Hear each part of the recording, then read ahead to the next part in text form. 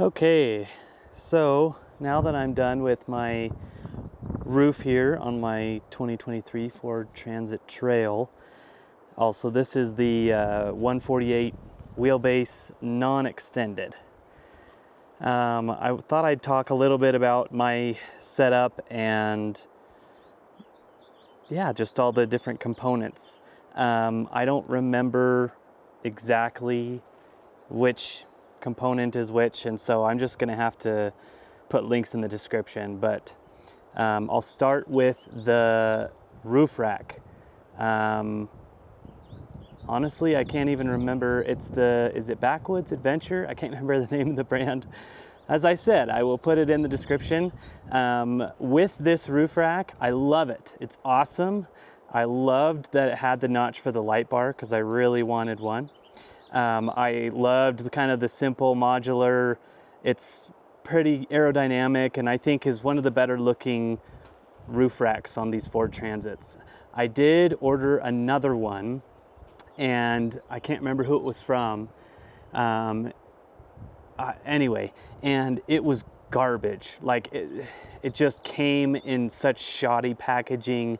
There was no clear instructions, and just once I really looked close at it, I shouldn't have even ordered it, honestly.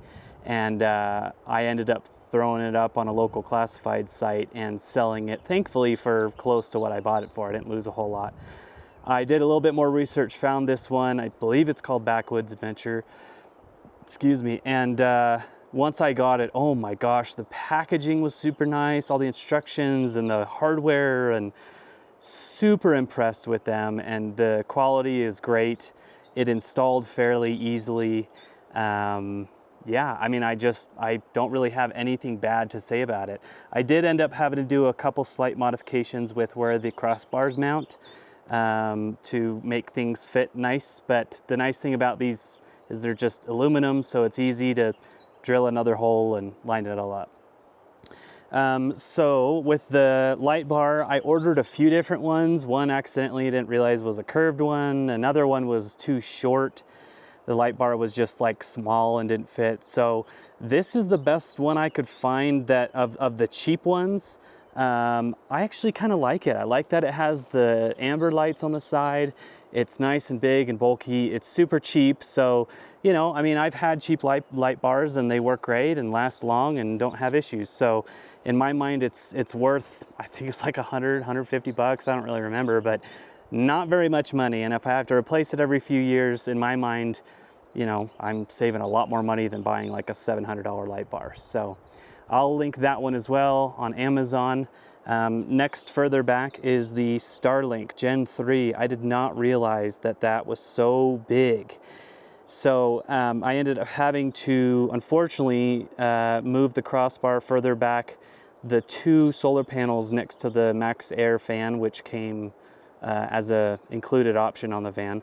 The two solar panels were supposed to be 100-watt panels, and they were supposed to be quite a bit longer, but because I had to fit that Starlink there, really was kind of the only option for Starlink up top, and so I had to shrink down and go to 50-watt panels. So I do have, it's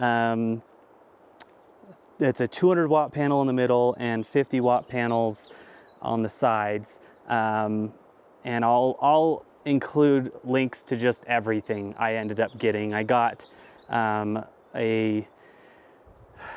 bunch of different wiring for the solar panels. For the Starlink, I actually ended up ordering a 12-volt kit. I'll link that as well, so that way it's connected to the vehicle and I don't have to worry about plugging it in. It's just going to be permanently there, permanently powered by the vehicle. Light bar came with the wiring, and like I said, the Max Air fan was standard with the van. And yeah, so solar panel stuff, everything was on Amazon. I love Amazon a little too much. The air conditioning, I went with a Dometic RTX 2000. I did a lot of research. I looked at units that were like swamp cooler style. I can't remember the name of it. Yeah, I looked at a bunch. I like the Dometic. It is nice and slim. Let me come over here. It doesn't stick out too far. Like if I come down here, I mean, you can't really even notice it.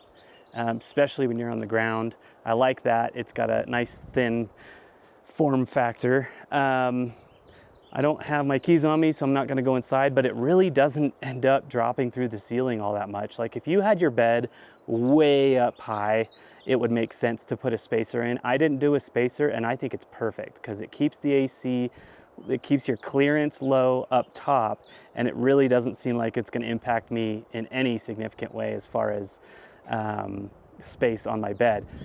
However, this is obviously the high roof version, and so medium roof may be a different story, and low roof definitely you'd want a spacer. I think that's it. I think that pretty much, oh, so for the air conditioning, I ended up buying the AC unit and the install kit through DIYVan. I did not do a spacer. I did do the custom insert he has, and I'll link the exact one because I was very confused. I ended up having to contact him. Super cool, nice guy. But I will link the different pieces that I ended up buying so you know what all you do and don't have to get if you're mounting it in the rear, which I found, you know, there's a lot of people that are mounting it like in the middle or in the front. I didn't see a whole lot of people mounting it in the rear, so I had a hard time kind of figuring it out. So anyway, I think that's pretty much the gist of it. If you have any questions, please feel free to ask them. I may not see them right away, but I'll try to respond. Yeah, like I said, I'll link all the different parts in the description. And yeah, have fun building your Transit.